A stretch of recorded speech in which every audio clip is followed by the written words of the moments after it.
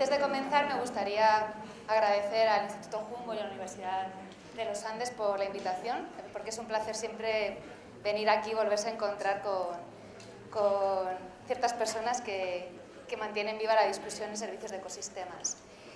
El punto de vista que quería transmitiros hoy tiene que ver con el tercer enfoque que ha presentado Alexander Rincón sobre, él ha presentado el marco conceptual del Millennium Assessment, de TIF, y un poco por encima el enfoque de los sistemas socioecológicos. Es en este enfoque donde vamos a profundizar en los próximos 30 minutos.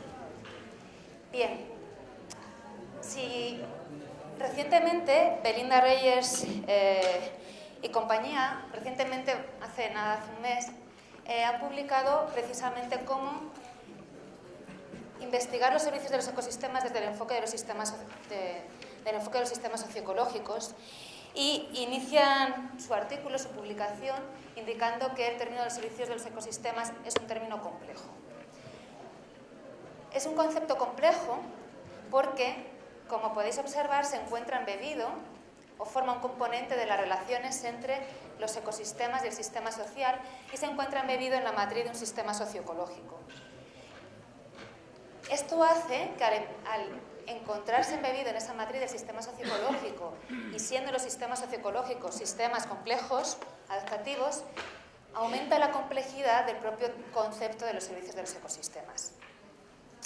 Y no solo es un término o un concepto complejo, sino que también es diverso, con definiciones a veces conflictivas en cierta medida. Ya lo ha presentado en la primera conferencia Dov de Groot.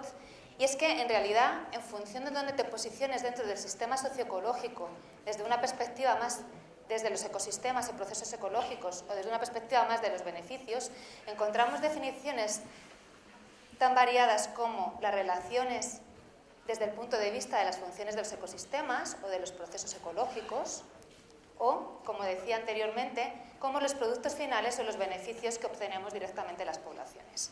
Quizás una definición neutra o balanceada es la que se expuso en el proyecto TIF como contribuciones directas o indirectas de los ecosistemas al bienestar humano. Es una definición neutra y balanceada, pero recientemente han expuesto otros autores en Ecological Economics que con esta definición, ¿qué dejamos fuera? ¿Qué no es un servicio de los ecosistemas? Aparentemente todo podría caber en un servicio del ecosistema. Bien, parte del problema viene porque trabajar con sistemas socioecológicos requiere necesariamente integrar las ciencias naturales y las ciencias sociales, es decir, requiere de una aproximación interdisciplinar. Y parte del problema es que no muchos de nosotros hemos recibido esa formación interdisciplinar de manera formal, sino ha sido a posteriori en un proceso casi individual. Esta necesidad de ciencia interdisciplinaria que requieren los servicios de los ecosistemas realmente no se está dando en la literatura científica.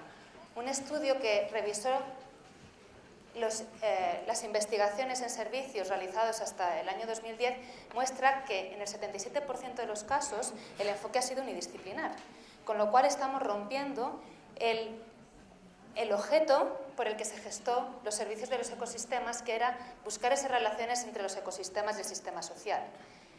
Un estudio que ha realizado una de estudiantes de máster de nuestro grupo muestra que en los agroecosistemas mediterráneos ocurre exactamente lo mismo, siendo todavía más pequeño este porcentaje, en el 12% de los estudios eran interdisciplinares. Pero además de estos, muy pocos estudios, solo un 21%, se estaban aproximando a buscar un enfoque metodológico para estudiar los servicios de los ecosistemas. Y es que quizás esto tiene que ver con que buscar un enfoque metodológico es altamente difícil por esa necesidad de una ciencia o de una aproximación interdisciplinaria.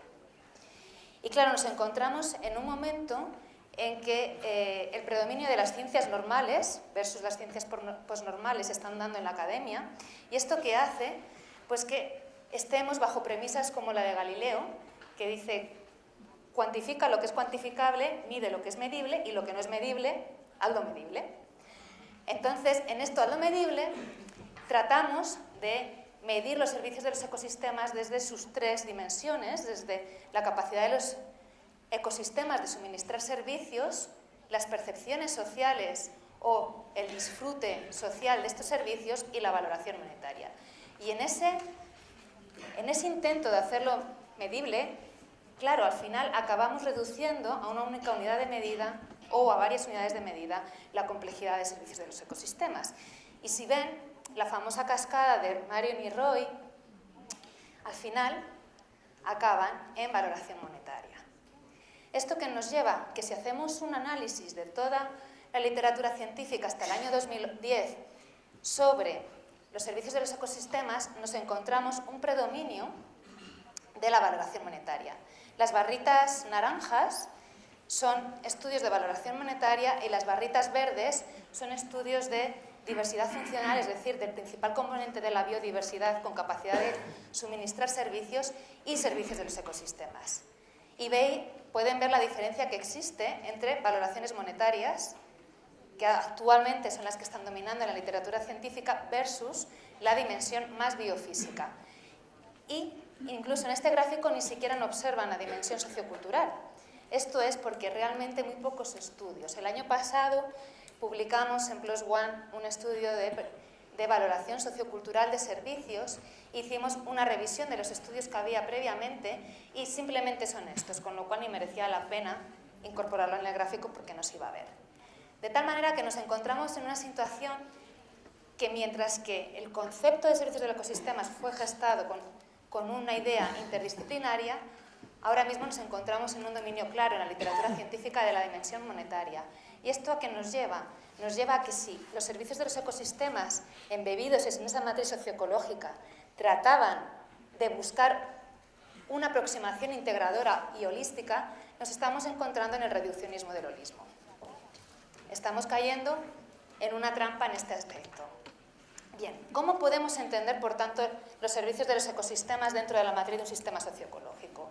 Para entender esto, primeramente tenemos que recordar que los servicios de los ecosistemas proceden o son prestaciones que hacen los ecosistemas al ser humano.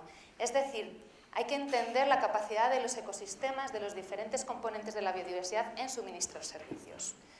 Una vez que conocemos esos servicios, uno tendría que entender cómo el deterioro o la mejora de los servicios afecta al bienestar humano. Y este caso, en esta figura, lo que quiero resaltar en parte es que los servicios de los ecosistemas, en el fondo, están embebidos en el ecosistema y en el sistema social, es decir, están embebidos en las relaciones. Normalmente han quedado fuera, como expuse en la primera gráfica, el ecosistema y el sistema social y las relaciones con una flecha. Y los servicios de los ecosistemas no están fuera porque son usados por el ser humano, son suministrados por los ecosistemas y además son gestionados por el ser humano. En función de cómo conceptualicemos nuestro bienestar humano, podemos generar un sistema de gobernanza que a su vez va a determinar la capacidad de los ecosistemas de generar esos servicios. Y esto al final nos lleva a pensar en que cualquier gestión que hagamos en el territorio, cualquier gestión que hagamos en los sistemas socioecológicos, las diferentes conceptualizaciones de bienestar humano nos van a dar diferentes relaciones entre servicios, es decir, compromisos o trade-offs y sinergias. Trade-offs cuando uno aumenta y disminuye en otros, y sinergias, el hecho de que un servicio del ecosistema mejore implica que mejoren otros. Bien, pero a pesar de que nos encontramos o que los servicios de los ecosistemas se encuentran embebidos en esta matriz socioecológica compleja, hemos visto que son muy pocos los esfuerzos que determinan los factores biofísicos del suministro de servicios. La mayoría, como he dicho, tienden a realizarlo desde una perspectiva del valor monetario, y esto nos hace que determinados servicios, como los servicios culturales, queden de alguna manera invisibilizados. ¿Por qué? Somos conscientes que los servicios culturales son aquellos que expresan más directamente la relación entre ser humano y naturaleza. Es una relación totalmente directa, no puede haber servicios culturales sin que exista el ser humano. Y para ello necesitamos estudiar los factores sociales y culturales que subyacen. Por tanto, ni la dimensión biofísica ni la dimensión monetaria, porque hay servicios culturales que están más relacionados con aspectos sagrados, quedan reflejados en la actual literatura científica sobre servicios. Pero además, y tal como dije anteriormente, tenemos que trabajar con las relaciones entre servicios. Al final, ¿qué nos interesa? Gestionar un socioecosistema para intentar promocionar o suministrar un flujo diverso y variado de servicios que pueda favorecer diferentes actores sociales. Para ello tenemos que estudiar numerosos servicios de los ecosistemas y, sin embargo, nos encontramos en un estudio que también se hizo de revisión de servicios en que la mayoría de los estudios analizan o evalúan pocos servicios, con lo cual no permite evaluar las sinergias o los trade-offs. Y esto, en el fondo, hace que pocos estudios analicen lo que se ha denominado bundles de servicios o conjunto de servicios. Si yo no conozco cuáles son los principales bundles de servicios que se están suministrando en un sistema socioecológico y cuáles son los principales bundles de servicios que la sociedad quiere o decide disfrutar, entonces no tengo capacidad en la toma de decisiones para gestionar ese sistema socioecológico. Pero, casi más grave que haya pocos estudios que analicen diversidad de servicios de los ecosistemas, en la cuenca mediterránea nosotros encontramos que seguimos observando esa tendencia, pero de nuevo encontramos que la mayoría de los estudios analizan un único servicio y de nuevo desde una perspectiva monetaria o biofísica, y muy pocos estudios desde una perspectiva mixta, incorporando las diferentes dimensiones o dominios del valor y desde una perspectiva sociocultural. Bien, ¿cómo entonces podemos capturar esa complejidad de los servicios de los ecosistemas en una aproximación metodológica? Clarísimamente, si tenemos que estudiar la capacidad de los ecosistemas para suministrar servicios, estamos hablando del dominio del valor biofísico. Por el otro lado, en el sistema social, sabemos que las instituciones son articuladoras de valor. Entonces, esos valores pueden ser transmitidos o pueden ser presentados en función de la importancia que la gente otorga a determinados servicios de los ecosistemas o con el valor económico total. Así que, de nuevo, nos aparecen los tres dominios del valor. No es baladí que la superficie que ocupa esta sea mayor que la que ocupa esta y estas dos sean mayor que la que ocupa esta. Está hecho a propósito, como pueden intuir. ¿Necesitamos realmente los tres dominios del valor? Un estudio que hicimos, que ha sido publicado este año, pero hicimos el año pasado con Eric y otras personas del laboratorio, evaluamos desde los tres dominios de valor los servicios de los ecosistemas, diferentes 11 servicios de los ecosistemas en un humedal costero en España. ¿Y qué resultados emergieron de este estudio? Bueno, lo primero que pueden ver aquí, no me importan los servicios, no se fijen, pero sí que pueden ver que los trade-offs que emergen en cada uno de los dominios del valor son totalmente diferentes. Es decir, la información que nos está dando es complementaria, es diferente. Si hacemos un análisis de la varianza de toda la información recopilada con estas tres dimensiones para los 11 servicios, encontramos lo siguiente. Y es que, si se fijan, la dimensión, el dominio cultural y el dominio monetario de valor aparecen opuestos y están presentando casi el 44% de la varianza, y el dominio biofísico aparece en otro eje. ¿Qué me está diciendo este gráfico de análisis multivariante? Me está diciendo que la información que me están dando los tres dominios de valor es muy diferente, y eliminar uno de ellos podría implicar la pérdida del 34% de la información que supone este dominio, esta dimensión. Obviamente esto es contexto dependiente de donde nos encontremos, pero este estudio ya pone de manifiesto que tenemos que considerar los tres dominios del valor. Si no, perdemos mucha información. Y además, no solamente nos puso de manifiesto eso, sino que puso de manifiesto lo que se había teorizado sobre la paradoja de la valoración. Si nos fijamos en concreto en el servicio de depuración del agua, pueden comprobar que mientras que la capacidad del ecosistema para suministrarlo se está deteriorando, sin embargo, la demanda por parte de la sociedad es elevada. Y esto si estuviéramos en un mercado real o un mercado que funcionase, si yo tengo un suministro deteriorado y una demanda alta, podemos intuir que el precio sería elevado. ¿Y qué nos encontramos en este caso?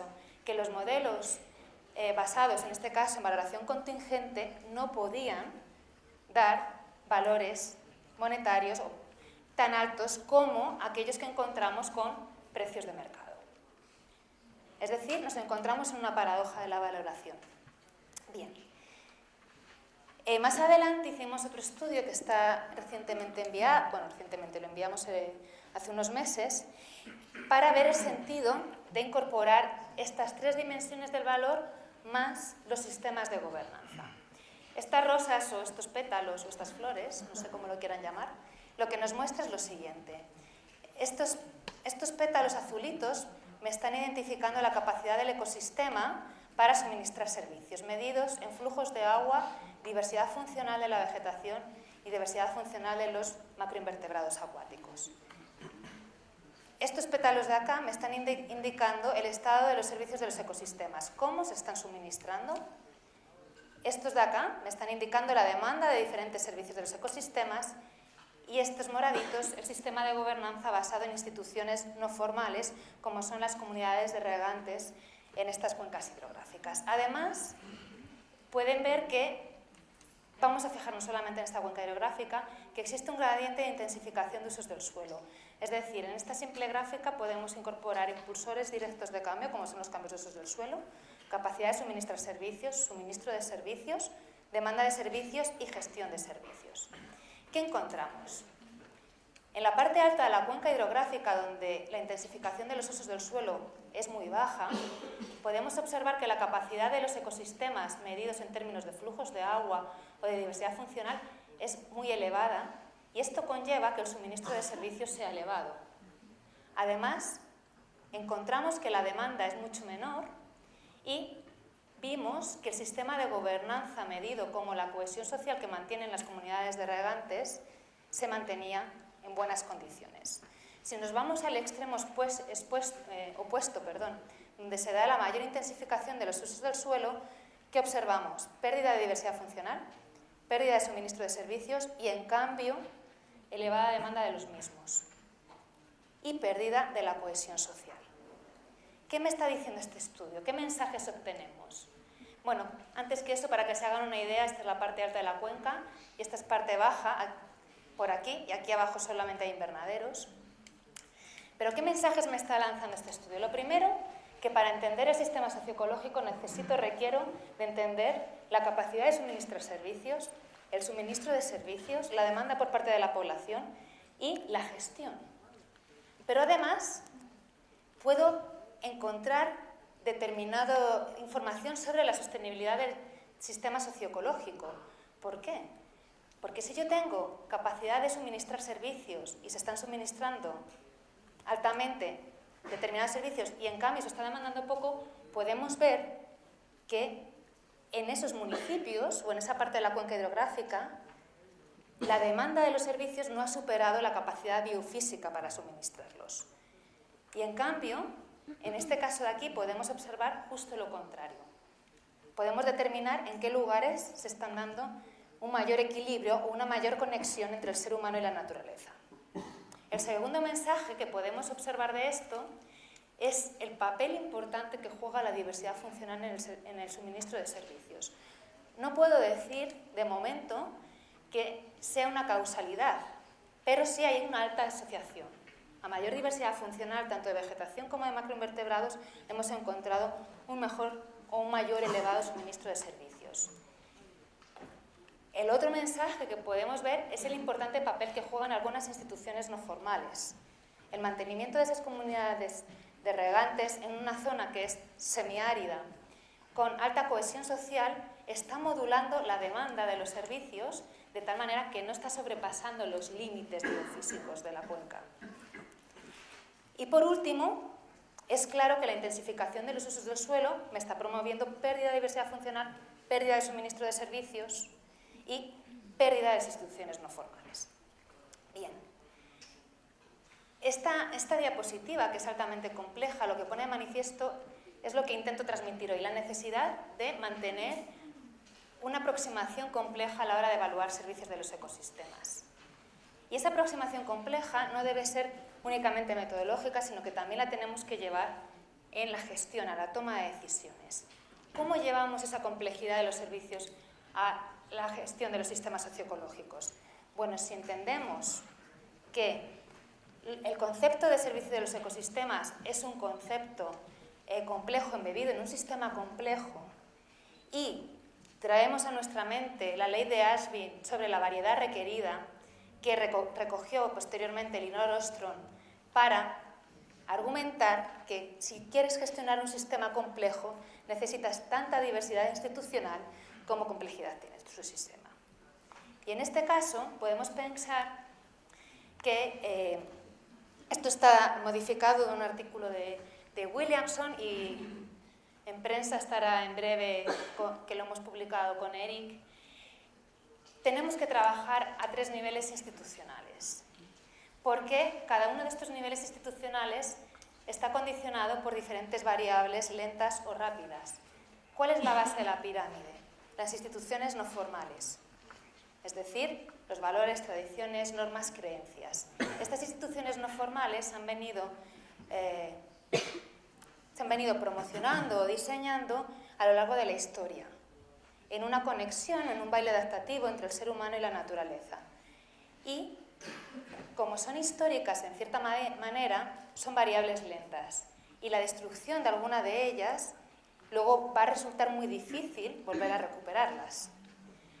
Sobre estas encontramos las instituciones formales, las legales y las de mercado. Las instituciones formales legales, legislación, derechos de propiedad, etc. Y por último, los mercados. Si quiero gestionar un sistema complejo, necesito tanta diversidad de instituciones como complejidad tiene el sistema, con lo cual necesito los 3 niveles, pero sobre todo la base de las instituciones hacia después los mercados. Por tanto, la gestión de los servicios de los ecosistemas requiere contar con los diferentes niveles institucionales, que además operan a diferentes escalas, tanto temporales, como vemos aquí, como espaciales o organizativas, que veremos más adelante. Esto nos lleva a repensar cuáles son las estrategias actuales de gestión de la naturaleza, de gestión de la biodiversidad. Fijaos que normalmente, tradicionalmente, hemos venido trabajando con áreas protegidas, con legislación de catálogos de especies amenazadas o legislación de agua, de calidad de aire, etc. Es decir, hemos venido trabajando desde las instituciones formales legales. Cuando hemos incorporado los servicios de los ecosistemas a nuestra lógica, empiezan a promocionarse otros tipos de instituciones, que son las instituciones basadas en mercados, bien sean los pagos por servicios, el banco de hábitat, la certificación, los esquemas agroambientales, etc. Y en esto fijaos que todavía sí ya empieza a estar en el debate la necesidad de llegar a estrategias basadas en instituciones no formales, es decir, la cogestión o la cogestión adaptativa. Pueden imaginarse que esto no son cajas estanco, no lo quiero transmitir como tal, porque muchas de ellas adquieren, aunque predominan las instituciones basadas en mercado, tienen formas de otros tipos de instituciones, y luego hay otros tipos de estrategias, como la educación ambiental, que beben de diferentes niveles de la pirámide institucional, o los proyectos de conservación y desarrollo, o lo que recientemente, diferentes autores están desarrollando, que es la planificación del territorio basado en las comunidades. Bien, como decía, existe un predominio de esto y, sin embargo, pocas veces en el debate entran las instituciones no formales. Pero esto tiene que ver en parte con la información que tenemos en la literatura científica o académica. ¿Por qué? Si uno tuviera que diseñar una institución basada en la legislación, normalmente de ahí contamos con información técnica, experimental, sobre cuestiones biofísicas. ¿Dónde hay más especies? ¿Dónde hay mayor conectividad ecológica? ¿Dónde está mejor la calidad del agua? Si intentamos establecer instituciones basadas en los mercados, al final contamos con información científica y técnica otorgada, proporcionada por economistas de valores monetarios. Y si quisiéramos diseñar estrategias basadas en la comunidad, tenemos que introducir otra fuente de conocimiento habitualmente no considerada en la toma de decisiones, ni siquiera considerada desde el punto de vista académico, que es el conocimiento ecológico local, así como información técnica de aspectos socioculturales. De nuevo aquí pone de manifiesto que si quiero trabajar y quiero gestionar los socioecosistemas para gestionar los bundles, los conjuntos de servicios de ecosistemas, requiero necesariamente los tres tipos de información. Porque si tengo que aportar información para el diseño de los tres niveles institucionales, requiero de estos tipos de información. Pero, de nuevo, el predominio de la legislación en las instituciones formales legales o de las instituciones basadas en mercados pone de manifiesto dos peligros para mantener la resiliencia del socioecosistema.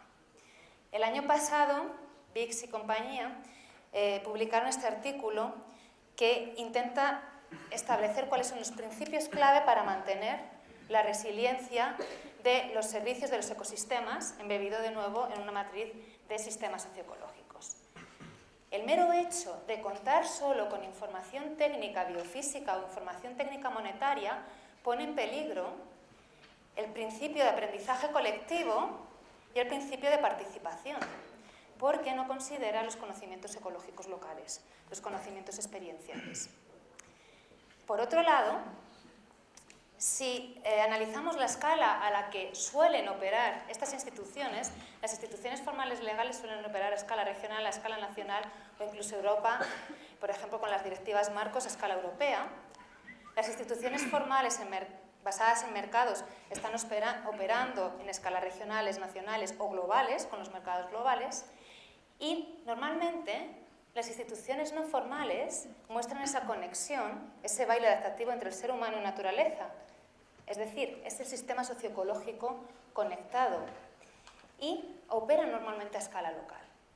Si solamente consideramos estos dos tipos de instituciones, ponemos en peligro otros dos principios básicos para el mantenimiento de la resiliencia de los sistemas socioecológicos, que son el policentrismo, es decir, entender o considerar las instituciones a diferentes escalas organizativas, desde abajo hasta arriba, y la diversidad institucional que requerimos. Todo este análisis pone de manifiesto que, aunque el concepto de servicios de los ecosistemas fue gestado desde una aproximación holista y fue gestado para intentar suministrar o intentar mostrar la importancia que tienen los ecosistemas para el bienestar humano a diferentes actores sociales, tal como lo estamos abordando desde la aproximación científica, con ese predominio de los valores monetarios, claramente tiene una conexión con el incentivo o con la necesidad de establecer instituciones basadas en mercado.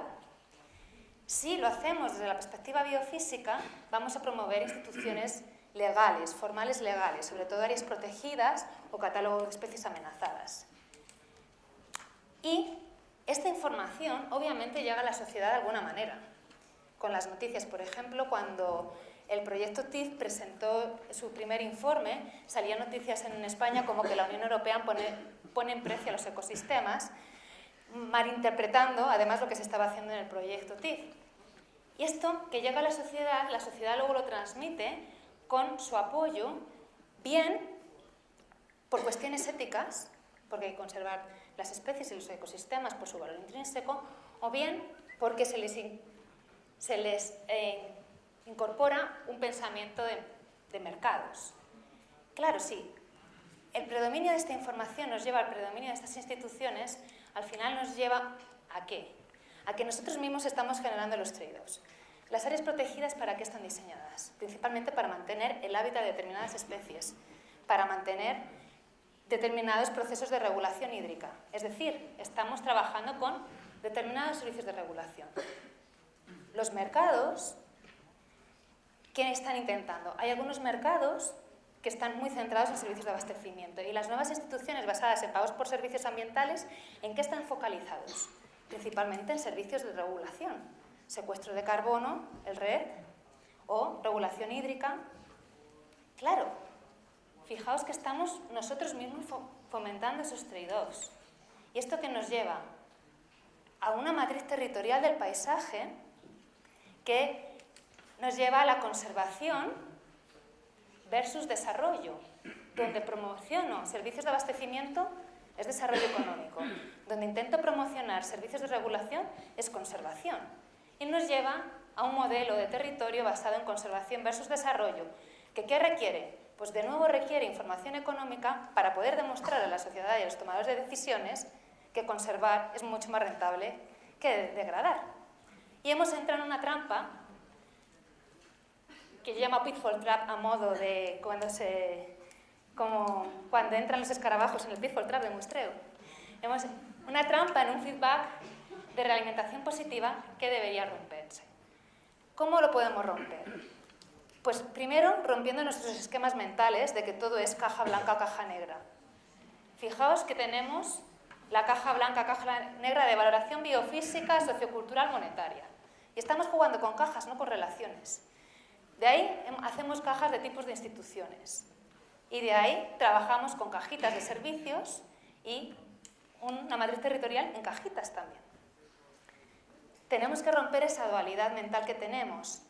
Y en parte, ¿qué es lo que falta en este esquema? Pues quizás en parte venga por intentar levantar información sobre los aspectos culturales altamente olvidados, sobre los servicios culturales altamente olvidados también, sobre las instituciones no formales altamente invisibilizadas, y esto nos llevaría a intentar diseñar un paisaje multifuncional donde no nos interesan las cajitas de ecosistemas y las cajitas de dónde se encuentra mi beneficiario, sino me interesan las relaciones, los procesos socioecológicos. Esto que me lleva a pensar que poner límites a los ecosistemas es altamente extraño en términos de procesos y relaciones socioecológicas. Bien, a modo de conclusiones, bueno, pedir perdón y no perdón, porque ha visto que casi todas estaban en inglés, pero era para que ellos dos pudieran entender por si acaso algo. Entonces están en inglés, pero las transmitiré en español. La primera conclusión que me viene a la mente es que si el concepto de servicios de los ecosistemas, que esta en realidad se me ocurrió ayer, lo venía pensando, pero ayer la escribí, si el concepto de servicios de los ecosistemas fue gestado para mostrar a la sociedad la importancia que tienen los ecosistemas y la biodiversidad, en el fondo era una metáfora. Entonces, si era una metáfora, uno puede valorar esa metáfora. Quizás es que nos estamos confundiendo y el objetivo no es valorar una metáfora, sino construir un concepto común que pueda entender diferentes grupos de actores sociales, stakeholders. Y esto es lo que algunos autores han denominado como shareholders, es decir, actores que tienen una visión compartida. Y esa, desde mi punto de vista, es la estrategia de los servicios de los ecosistemas, un concepto común que entendamos todos y que todos nos lleven a la misma habitación a debatir. Lo importante es mostrar esos vínculos entre ecosistemas y sociedad en un lenguaje común para todos. Claro, esto nos lleva a pensar que tenemos que hacer el concepto altamente comprensible dentro de su complejidad, y esto es altamente difícil. ¿Cómo lo podríamos hacer? Pues como hemos mostrado, explorando los suministradores de servicios en todos sus ámbitos. Estudios recientes muestran que la biodiversidad no puede ser entendida en términos de número de especies, sino que hay que incluir especies, comunidades y diversidad funcional que explica la mayoría de la variabilidad de la información. Por tanto, considerar estos aspectos, considerar la diversidad de beneficiarios o la diversidad de actores sociales y considerar la diversidad de las instituciones. Es decir, no hagamos un reduccionismo del holismo. Y esto me lleva a pensar que el concepto de servicios de los ecosistemas no puede ser reducido a una única métrica y no podemos pensar que una única metodología, aunque sea de valoración integrada, pueda valer para evaluar servicios, porque en el fondo las relaciones socioecológicas son contexto dependientes y necesitamos incorporar esa complejidad. Es como si todos nosotros con los mismos ingredientes usáramos una receta. no tendríamos diversidad alimenticia, ¿no? Y esto no está ocurriendo. Entonces, ¿por qué usar una receta para valorar servicios de los ecosistemas? Es tiempo de pensar, de repensar cuál es la información que estamos levantando los científicos y hacer un mea culpa, porque esta información está siendo usada para la toma de decisiones.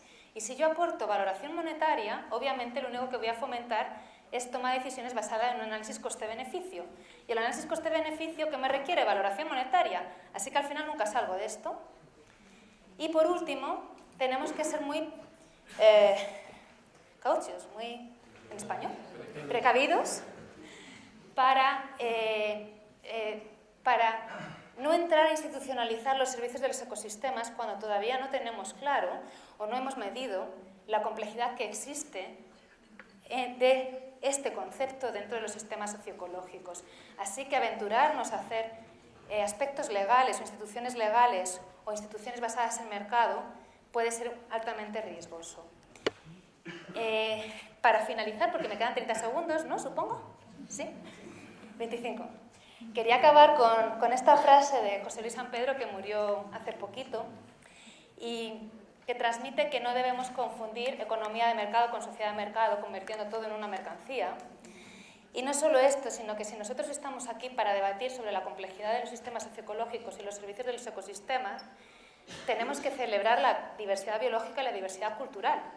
Y no podemos ser nosotros mismos los que restringamos o homogenizamos el gran valor que tiene la naturaleza y la diversidad cultural que tenemos en todo el planeta y sobre todo en este país.